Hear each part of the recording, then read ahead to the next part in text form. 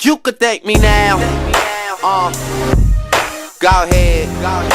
Thank me later, yeah, I know what I said. But later doesn't always come, so instead. The difference is, I pay attention. Whatever I. Hey, my YouTube subbies.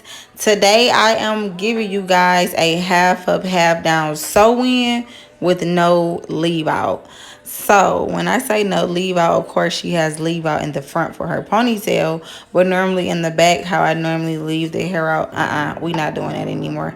Stay tuned and watch how I install this beautiful hair from ULA Hair. This hair is so cute. The curl came out just so cute.